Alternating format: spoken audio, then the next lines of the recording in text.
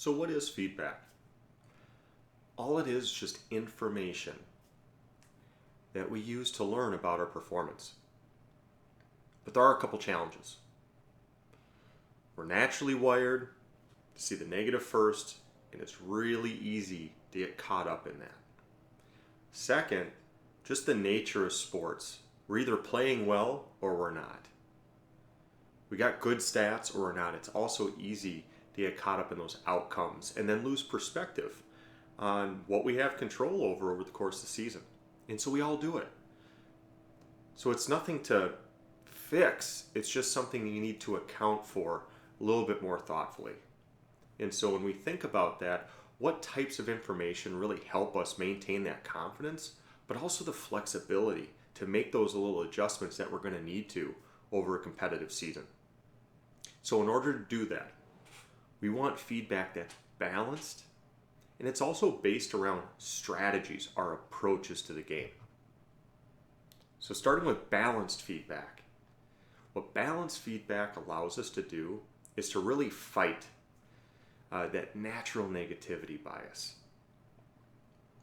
because it helps us keep that perspective. Are there things I need to correct? Of course. But even in a game where we perform poorly or a performance that didn't go well, there are things we still did well, and we really have to make it a point to identify those things so we can continue to leverage our strengths while we're growing the areas that need improvement. And then the second one, strategy.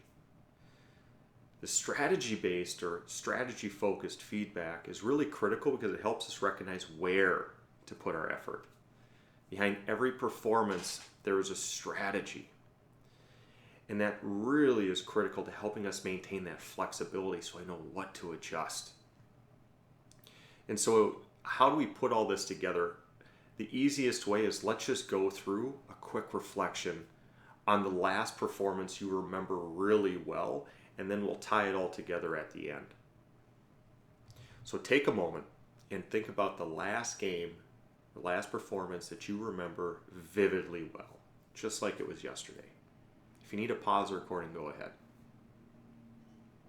All right, so from the balanced feedback perspective, let's go ahead and start with, what did you need to improve?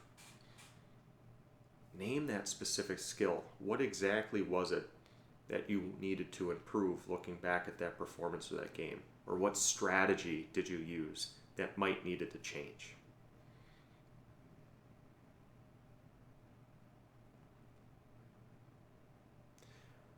Once again, pause the video if you need to, because we're going to now move to the other part. What did you do well? Name that specific skill or that strategy.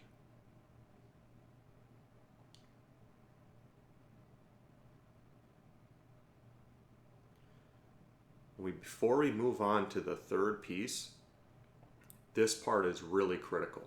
There is no yeah, but. I did this well, but. It's I did this well and. Because we've done both. You didn't do something well and screwed up in the same play. That's not what we're talking about. I did this well and I know why, so I can do it again. And I didn't do this so well and I need to make this adjustment so I can improve it next time. So it's a both and, not a yeah but. Okay, so now that we reflected on what we did well and what we need to improve and why, those really specific skills or strategies, now that we've seen this information, what is most important for next week? And this is a really great tool to help improve the communication between you and your coach as well. So I've thought about my performance. Now that I've done that, what's my priority for next week? What's something I did well and I want to continue next week? What's the area that I really need to focus on to improve for next week? This type of routine, it keeps us honest without getting caught up in bias, because we are our own worst critic. Let's call it for what it is. So we're teaching ourselves how to recognize where we have control and how we're learning between games, how we're growing between performances, and being able to maintain that confidence over the course of the season. Thanks.